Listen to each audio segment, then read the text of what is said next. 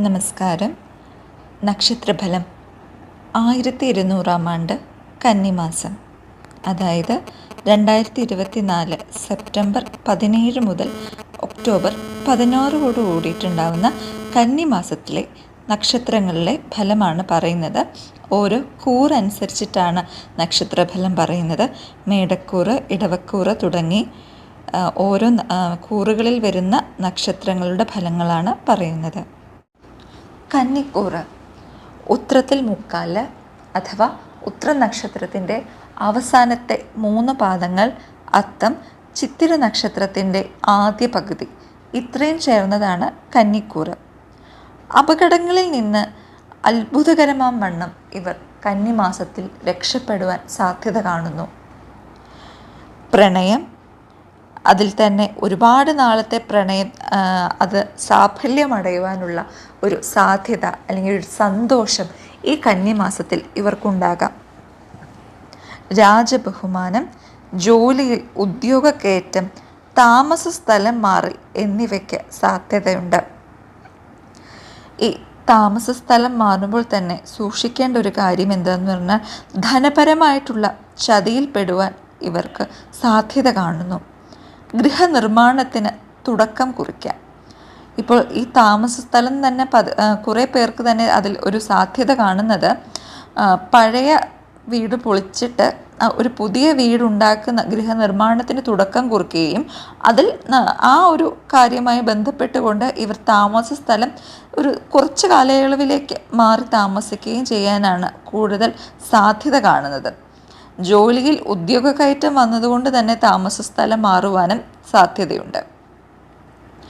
ധനപരമായ ചതിയിൽ അകപ്പെടാതെ സൂക്ഷിക്കണം.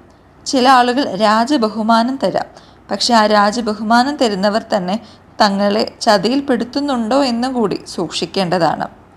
രാഷ്ട്രീയപരമായിട്ട് ഉന്നത സ്ഥാനമാനം ലഭിക്കുവാൻ സാധ്യതയുണ്ട്. അപ്രതീക്ഷിതമായിട്ട് ഭാഗ്യാനുഭവങ്ങൾ ഉണ്ടാകാം.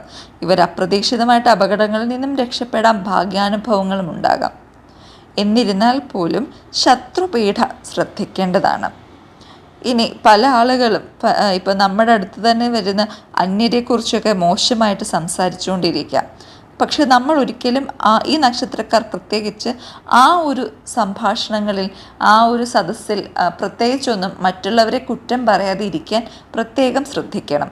കാരണം ഇവർ അന്യരെക്കുറിച്ച് മറ്റവർ പറയുന്നതിൻ്റെ തുടർച്ചയായിട്ട് എന്തെങ്കിലും മോശം സംസാരിക്കുകയാണെങ്കിൽ അവസാനം ഇവർ പറഞ്ഞത് മാത്രമേ സദസ്സിൽ കേൾക്കുകയുള്ളൂ. അതിൻ്റെ ഫലമായിട്ട് തന്നെ ഇവരാണ് ഈ പറഞ്ഞിട്ടുള്ള വിഷം പറഞ്ഞു പരത്തുന്നത്. അതായത് ഈ നക്ഷത്രക്കാരാണ് ഇത്രയും തെറ്റുകളൊക്കെ പറയുന്നത് എന്നും കൂടിയാണ് ഈ സംഭാഷണത്തിന് തുടക്കം കുറിച്ചവർ പറഞ്ഞു പരത്തുക. അതിനാൽ യാതൊന്നിലും അത് അകപ്പെടാതെ മറ്റുള്ളവരെക്കുറിച്ച് മോശം പറയാതിരിക്കാൻ പ്രത്യേകിച്ചും ശ്രദ്ധിക്കണം. സർപ്പഭയത്തിനും ത്വക്ക് രോഗത്തിനും ദന്തരോഗത്തിനും സാധ്യതയുണ്ട്. പൊതുവേദികളിൽ പ്രത്യക്ഷപ്പെടുന്ന അവസരം വന്നു ചേരുകയാണെങ്കിൽ അത് ഒരു കാരണവശാലും തിരസ്കരിക്കരുത്.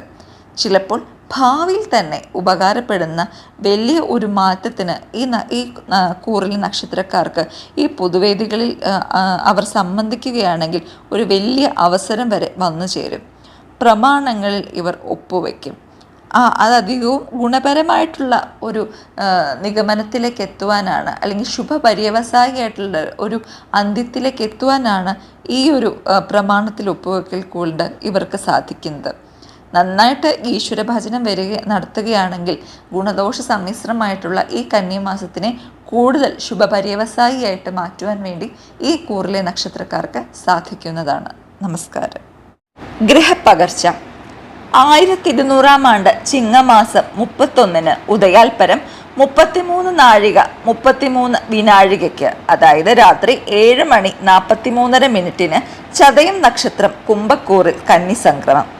1200 കന്നിമാസം 7 10 നാഴികയ്ക്ക് ബുധൻ കന്നി രാശിയിലേക്കും, കന്നിമാസം 24 13 നാഴികയ്ക്ക് ബുധൻ തുലാം രാശിയിലേക്കും, കന്നിമാസം 2 19 നാഴികയ്ക്ക് ശുക്രൻ തുലാരാശിയിലേക്കും, കന്നിമാസം 27 ഉദയപൂർവം 1 നാഴികയ്ക്ക് ശുക്രൻ വൃശ്ചികം രാശിയിലേക്കും സഞ്ചരിക്കുന്നു.